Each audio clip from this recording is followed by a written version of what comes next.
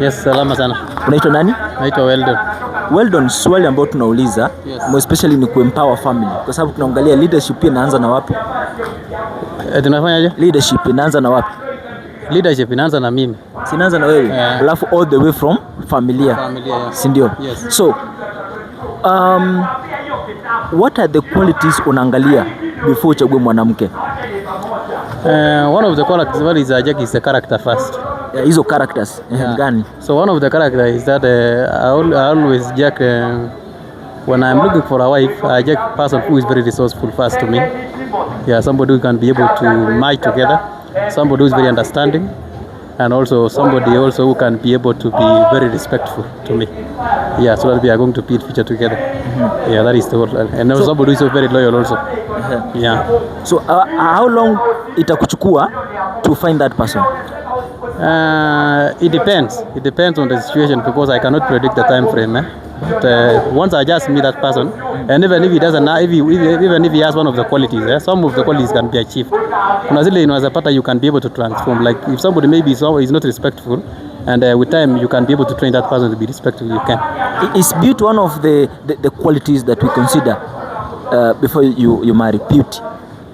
No, beauty. They normally say beauty and brain does not coexist. Yeah. So for me, I don't see beauty. I just see the inward of that person. Okay. Because beauty at some time, if somebody can be beauty, and but character is very wanting. Yeah. When do you say that this lady will be resourceful to me? And one of the reasons is that a lady being resourceful is somebody who, in terms of maybe education background, can be able to tell this person, like for example, I can take an example, like I can decide from my end I want to marry a nurse, I want to marry somebody who is very professional. That gives me an assurance that maybe in the near future I can be able to have somebody who will be very resourceful to me as a family. Yeah. So una expect akuwa kifanya nini? Like being resourceful, maybe kukusupport kuendelea. Being resourceful it means you share, money. Being resourceful means that nowadays as a family, you normally say like we need to be like a symbiotic nature in family, whereby I can be able to produce and also anaweza pia kujitolea kunisaidia. Yani ndio tunasaidiana. Yeah, that is what I mean. Okay. Yeah. Do you think it's easy to find one nowadays? Nowadays it's very difficult to find ladies nowadays. What do you think? Because majority of the ladies nowadays ni wakora sana. You find most of the ladies they are just trying to brainwash most of the men, because once they see maybe you have money, they can be able to just come, but you will not be able to get the real character until maybe you are now subjected to that person. That is when you can learn, because character, to learn the character of somebody, you must give first time. Therefore, that person that you can be able to. That is why it's always good for a courtship first or before an engagement, before the actual marriage. Yeah. So I cannot wake up today and I just say I want to marry today that person. No, you must have first. We have a friendship, then now we start to have courtship and engagement. That is the time now I can be able to learn the character of that person. Yeah. So what maybe unaweza fichua siri? Yes. What are some of the things you will do? What are some of the tricks you will play so that you can easily learn that this is a resourceful person for me?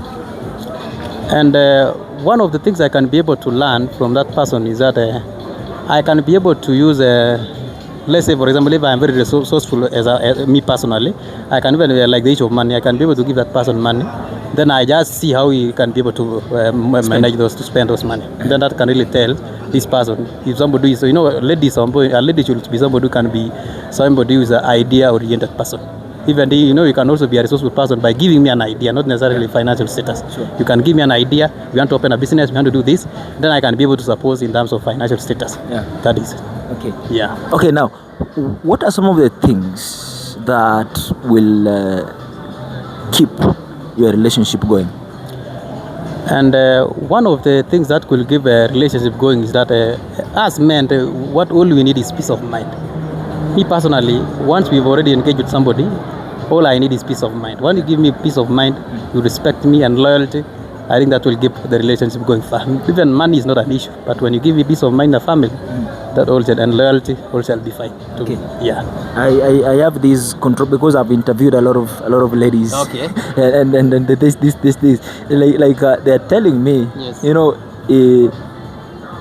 Sex. Okay. Sex keeps marriage, I mean makes marriage in a bond, a relationship in a bond is what is your opinion? Okay, yeah, at some point sex makes marriage to be a bond, because you know when you are with that person doing sex, then I can call those and you are just creating soul ties. So whenever you are just engaging with that person having sex, at least there is that inward build that you feel with that person. Yeah. But I don't think that can be an attribute that can be able to tell that I can give a percentage of, maybe within a scale of 1 to 10 I can give 4. Yeah, 4. So in a play a very small percentage to make a relationship. It plays a very small percentage. Okay. Yeah. So the major one that plays a big role kufanya relationship isonge mbele ni. So the major one that makes a relationship is the peace of mind for the men, respect and loyalty. Yeah. All is that. Okay. Yeah. Because so when you have the peace of mind and everything, then you can be able to, the other things, the other attributes and characters do come in, like the issue of understanding each other. When I don't have money, or even if I've already messed, nimefanya makosa at some point, you can be able to understand. Then now there will be no conflicts of interest at all in the family. Okay. Yeah. Okay. So another question is what like if a woman cheats, your girlfriend or your woman cheats, will you easily forgive if they ask for forgiveness?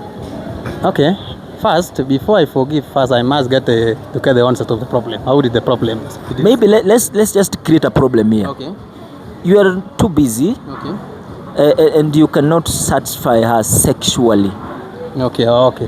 So, like, once I've already noted that problem, first of all, I think as a family, I'll not be easy to forgive first. But what I will do is that I think the first thing, I'll blame that lady, because you must first tell me, in a family, you should understand the weak point of a person and a strength point. Yeah. Like me, once we have already engaged, I can be able to tell, maybe you can do this for me. This is your weak point, this is my strength, and you can be able to identify. Yeah. So like for that case where you can be able to tell that person has already cheated. Mm-hmm. First of all, you've already made that person to be your wife. So maybe you move for some years, definitely to return back. Maybe you haven't kids, you have children. Yeah. So definitely you can't tell us, because when you have kids also you already made some coaching. Yeah. So you'll have to forgive.